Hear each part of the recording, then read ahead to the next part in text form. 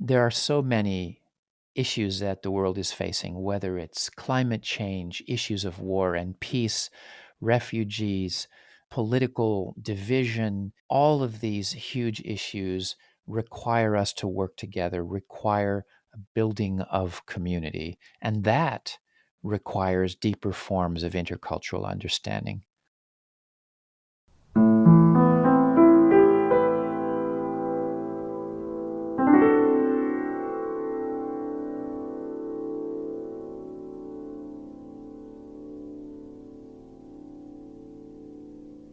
Hello, this is Joseph Scholz. Welcome to the Deep Culture Podcast, where we explore culture and the science of mind. And I'm here with my co host, Yvonne Vanderpoel. It is great to be with you today, Yvonne. Hi, Joseph. Wonderful to be here again. Well, Yvonne, it is episode 23. It is the final episode of season 2. And it reminds me of the very first time we recorded together something like 2 years ago. And I remember, and I was actually in California in the basement of my mother's home, and we had technical problems, and it felt like such a disaster. But somehow we got this podcast off the ground, and here we are at the end of season 2.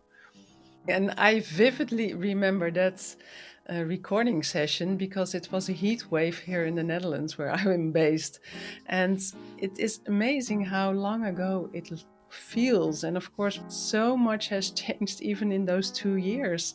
And look where we are now with all those turbulences around the world. It's very profound, the time we live in.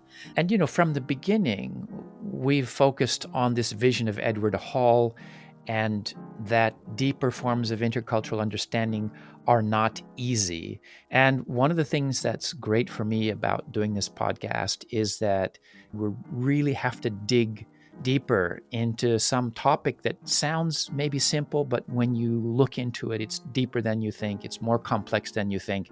What I also enjoyed about the last season is the podcast team. We have a diverse group of people, very dedicated, working together in a collaboration with all the diverse perspectives coming together. And that makes it so powerful. I really enjoyed that. So, in this episode, we're going to look back at this season. We're going to hear some reactions from listeners and from the podcast team as well. And then we'll talk a little bit about the future direction that we're going to be taking. And that brings us to part 1, Listeners Speak.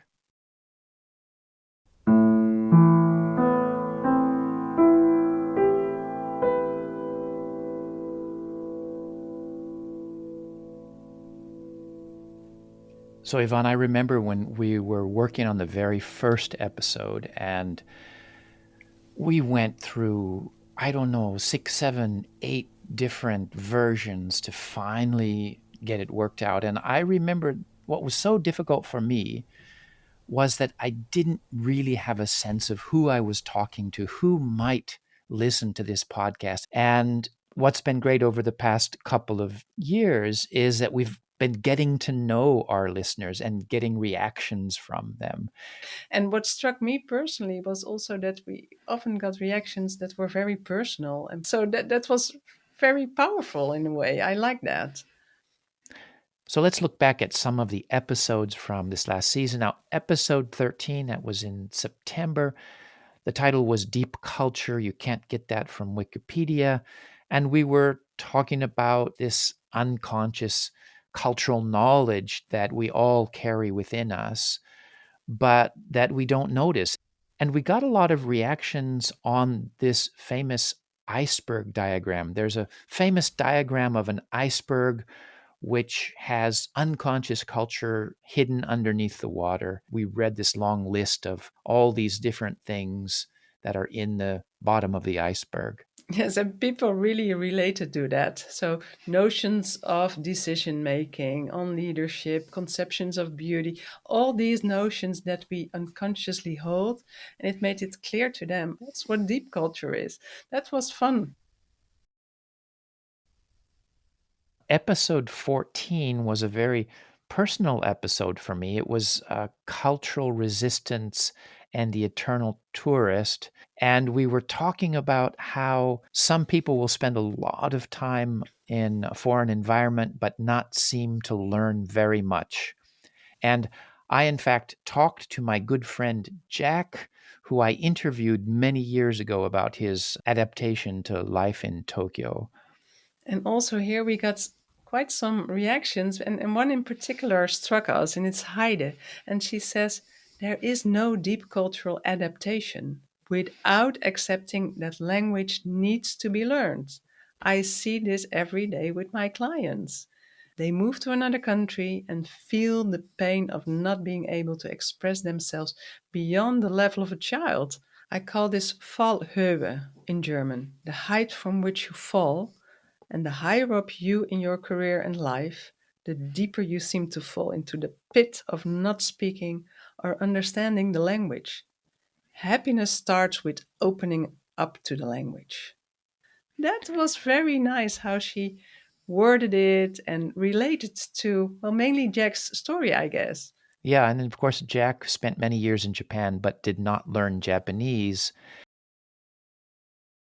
And then episode 15, Rubber Time or Slaves to the Clock. This was an episode fully dedicated to time and our notions about time.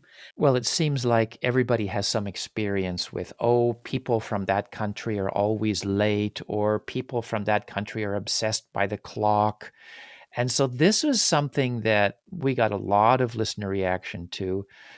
It sounds so simple, cultural difference in time, but it is so hard to really adjust yourself to different time logics. And that's one thing I like about this episode, that it's something that's simple, but it's deep and it's not really easy. And then in episode 16, Joseph, you had this conversation with Bob Whiting. Yes, Bob Whiting, he's the best-selling author of books like The Chrysanthemum and the Bat, and You've Got to Have Wa and Tokyo Underworld. Just an amazing career of finding cross-cultural insights in unexpected places. And I interviewed him about his new memoir. That was a very special episode for me because I have known Bob for years and he has been a mentor for me. And it was such a pleasure to sit down and speak with him.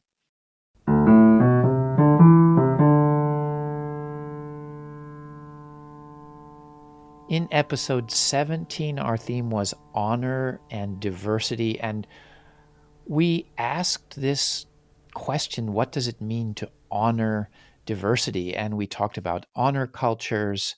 For me personally, it was, I thought, a very serious episode, and I really enjoyed working on it.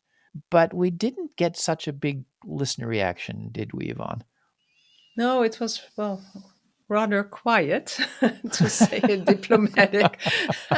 And maybe, yeah, just reflecting, maybe it was perhaps because it was a touchy subject.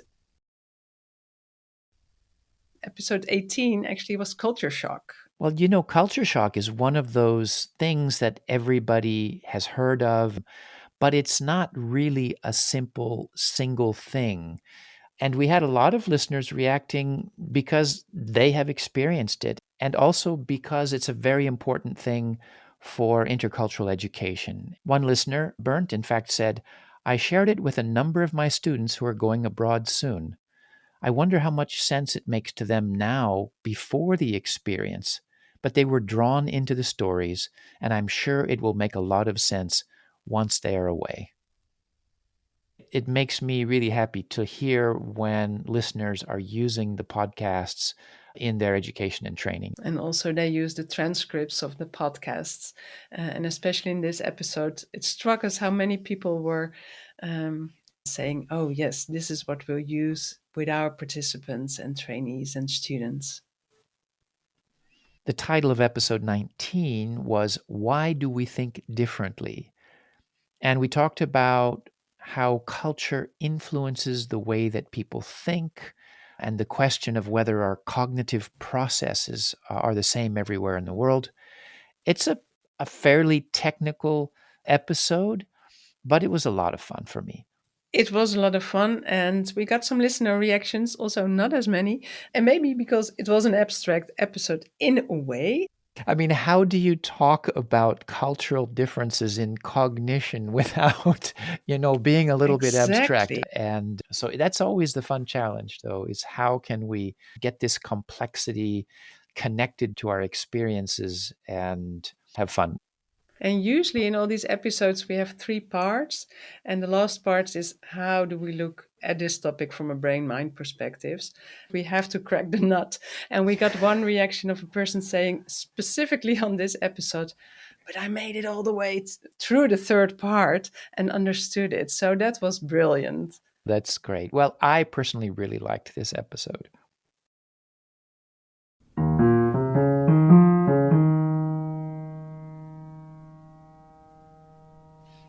And then episode 20, Where is Home? This was also a favorite.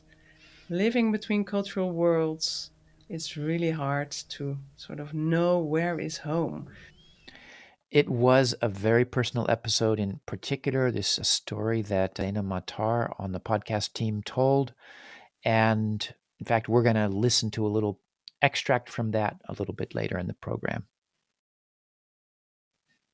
Episode 21 was Culture in the Cradle. We were discussing cultural differences in parenting and how cultural patterns shape us as we grow up. And of course, Yvonne, you had important contribution because we were talking about the 3 R's of parenting in the Netherlands. And I was talking about the pressures that I felt to be a winner growing up in the United States. That was a fun episode. And also, we got some input there. And for instance, Rhoda said, it immediately made me think of intercultural homes and parenting. How enculturation happens in that case.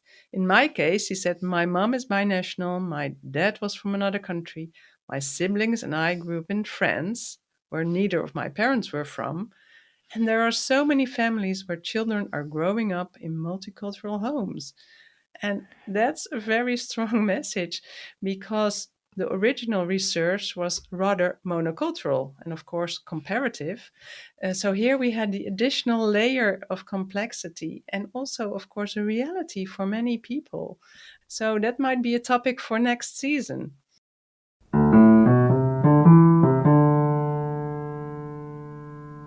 And then episode 22, the episode of last month, it was about culture and the self. And the main question was, can we adapt to different cultural worlds and still stay true to our true self? We had some very strong personal reactions to this episode. This is, of course, talking about how culture shapes our feeling of who we are. And particularly when you're growing up in a society where you as an individual have to navigate between different cultural worlds and you may have different cultural selves, it's not always easy to kind of figure out who you are and how you fit in. And in fact, our podcast team member Ishita mentioned that this podcast is being used in classes in intercultural management that she knows in India. And she spoke with an Indian friend who said that she felt understood for the first time after listening to that podcast. And I think for me, this was the high point of all of the feedback we got from this season was this listener who felt understood by listening to this episode. And that brings us to part 2, podcast team favorites.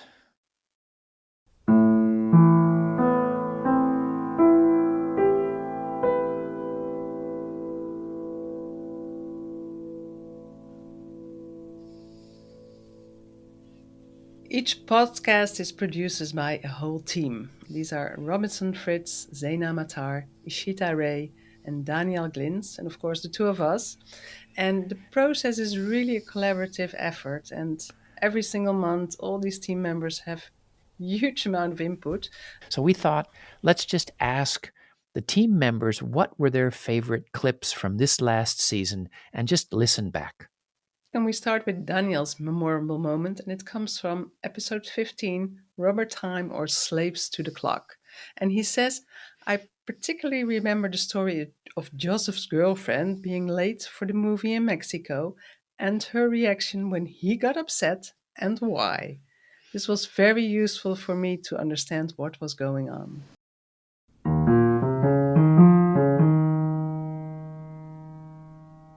I was living in central Mexico, this beautiful city of Zacatecas, cobblestone streets and plazas and churches, and I walked everywhere that I went. And on one occasion, I was walking towards the central plaza to meet my girlfriend, and I was walking a bit quickly because I happened to be a bit behind schedule.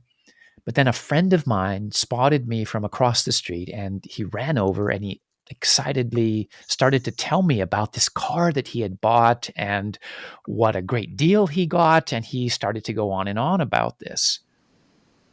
Well, I was interested, but I was also feeling kind of impatient and it was making me more late. So eventually I kind of pointed at my watch and said, "Oh, sorry, but I really have to go."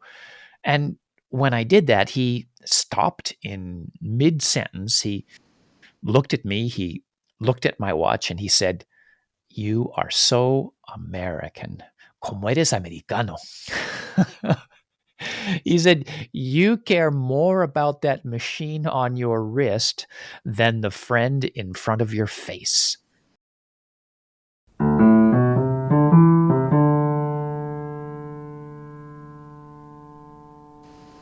And Joseph, also your memorable moment is from this very same episode, isn't it?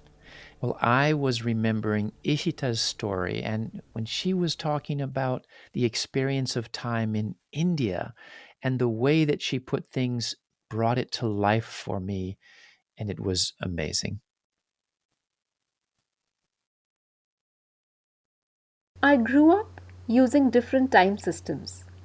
In English, we say time is money, like it's a precious commodity.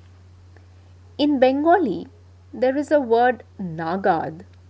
It means around or approximately and can be used only for time. Time for us, more often than not, is approximate, not an exact quantity which we can spend or waste. The word for yesterday and tomorrow, kal, is the same. In Bengali, the word kal could mean yesterday, tomorrow, time, or season, depending on the context. The concepts we use to talk about time are themselves very flexible and fluid. There is a certain logic, a rhythm to this fluidity. India is primarily an agrarian society with vast shifts in climate and temperatures within a single year. So, time cannot be viewed as linear, static, or be defined once and for all. Time must depend on context. Seasons are viewed as something that returns. Farmers who have lost their crops this year due to floods must remain hopeful about a bounty the following season. If there is drought, the time for repaying the loans will have to be extended to continue feeding families. Seasons influence time, relationships influence time, community influences time, life influences time. In my modern work life, I do understand the logic of the clock. Yes, it is important to reach the office in time for the 9 a.m. meeting. But do I ignore my neighbor whose car has broken down and needs a lift? An unwell loved one who needs to go to the doctor? How do I control the water on the roads from the especially heavy monsoons? Does this mean the meeting is less important? That time is less important? No.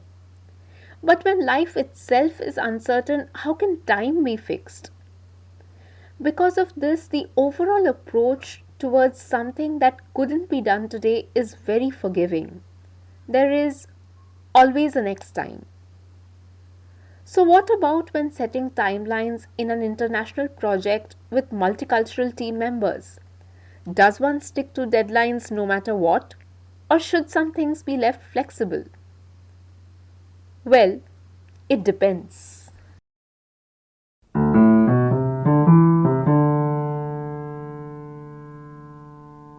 My memorable moment comes from Daniel, and he talks in episode 18 on culture shock about how he got fed up with a lot of things in any of the new countries he lived, and just with this, with this emotion, and that is the depth of the intuitive mind and in culture shock.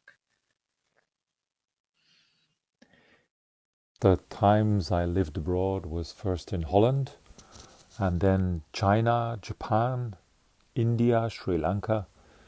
I spent some time in Jordan, in Nairobi, in Africa, and then in Central America, Mexico, Colombia. I think most of these places I stayed a year, or maybe sometimes 2 years, maximum was 4 years. At some point, I always experienced a culture shock. There was always one moment where I was totally fed up. I was really fed up. In Japan, I was fed up because the doors were too small. I was banging my head. In China, I was fed up by the system. I thought I had lost all my individuality. In Mexico City, I was fed up with the pollution and traffic jams. In Arabic countries, I was fed up by the people always changing their minds at the last minute, and so on and so on. So, yeah, it never really disappears. I mean, culture shock can come back any moment, any time you're abroad. There's no permanent cure for it. But maybe with time passing, you just start to realize, hey, that's just normal. It's part of it. It's part of the cycle of getting adapted to a new place, and there's nothing big to worry about it.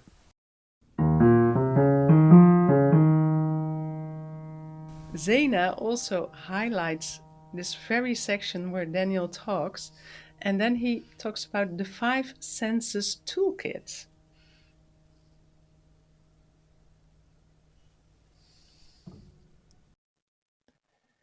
A psychologist once told me, if you go abroad and you prepare to have a culture shock, pack a 5 senses first aid kit.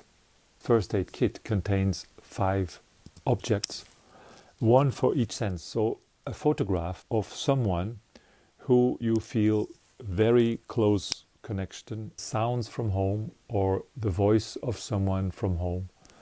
A typical candy or chewing gum or something with a taste you can only find in your home place, and maybe something for the smell. And then just smell it when you feel a little bit tired or down, and this will give you a few seconds vacation at home. And then the last one is the sense of touch. So maybe a piece of cloth, a stone, a piece of wood which comes from a place connected to your home.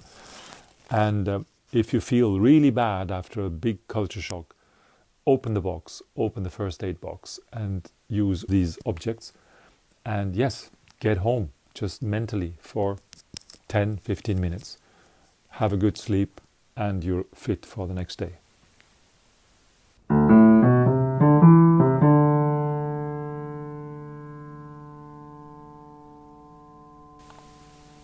Another clip that the team members mentioned was one in which, Yvonne, you were talking about Dutch parenting, and there's this moment where you recount where some people you talked to brought up just the thing that we were about to discuss on the podcast. I remember that vividly, and it was such an amazing coincidence, and it was right there. I did some research again for this podcast, and the 3 R's were first mentioned in the early 19th century. Can you imagine? And actually, it was yesterday that I had a follow-up conversation with a young couple 3 months after their relocation to a Latin American country. But it was amazing. They literally said that they focused from the start on rest and regularity for their 3 and 6-year-olds. And only when they had the routines and rest, we all be happy as a family. And in fact, I think that many Dutch parents might simply assume that the 3 R's are things that babies everywhere need, that they are universal. And the last clip we'll play here is Ishita's memorable moment from the episode Where is Home? It is Zaina talking about where is home for her. many people had a very strong reaction to this episode. I think because for people who are living between cultural worlds, the question of where is home strikes very deeply. So is Germany my home now? Yeah, sure, it is my home. But I do not think of Germany as being my home forever, for example. I don't think of these things. I don't think of building a big house where I will sit in for the rest of my life. No, this is very, very alien to me. And I think it did come through this experience of war. It hurts you so deeply that something happens, I don't know, in your mind that you say, I will not get attached anymore to somewhere or something or in such a way that I will be hurt again. Sometimes I find myself looking at things in a very cold manner, but I guess it is also part of surviving things, of wanting to, to go on. But life continues and it can be good. I'm happy with my life. I wanted my children not to be torn between cultures. I knew they're going to live in Germany. There's no way that we will go to Lebanon to live. So I brought them what I could bring them of the culture. I mean, we used to go every summer and spend time with my brother's family at the beach with my parents and so on. It was the relationships are very strong and they're there. But the physical Lebanon, I did not want them to experience this too much. And this is my problem. It's not their problem. I don't want them to be in the midst of it. I feel that I can deal with it because I know it, but they don't know it enough and I don't want to be responsible for them. I think you are always a little bit edgy. Our children are not edgy. My husband is not edgy. They are here, they are comfortable. I am always a little bit edgy. I mean, I know where my papers are if I have to leave quickly. So this uncertainty, this being always a little bit jumpy also gives you strengths which come out when you need them.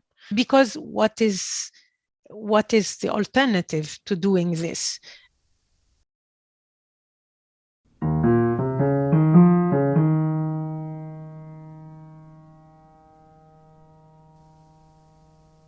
How powerful this is, this absolute certainty about uncertainty, and finding strength in the acceptance of vulnerability. So much to unpack there. And that brings us to part 3, looking ahead.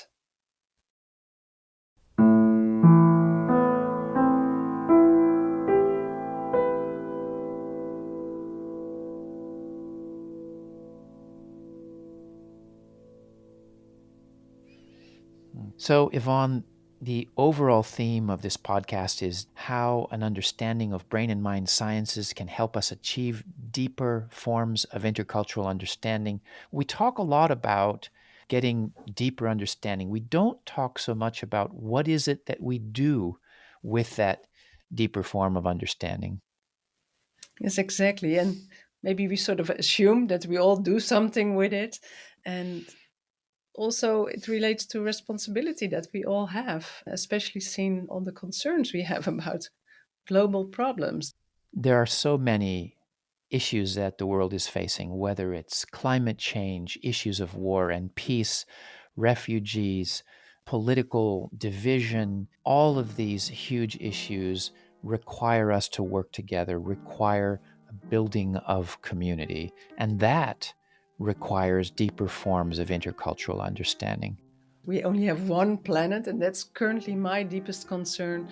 Climate change is really affecting us. We had the hottest spring in India, the hottest spring in Madrid, in Spain, and we have floods in Australia, etc. So everywhere around the world, people notice already the consequences of climate change, and we have to do this together.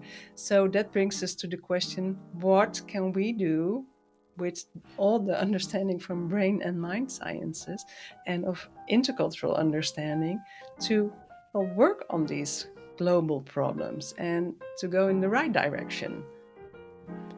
So deep understanding leads to community, and community leads to working together to solve these problems that we all need to face. We will be taking August off, but we're already thinking about season 3. We would love to hear your ideas.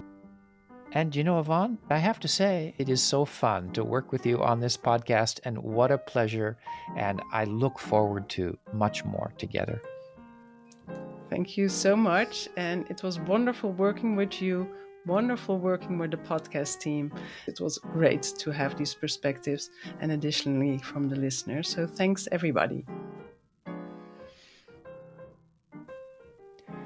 The Deep Culture Podcast is sponsored by the Japan Intercultural Institute, an NPO dedicated to intercultural education and research.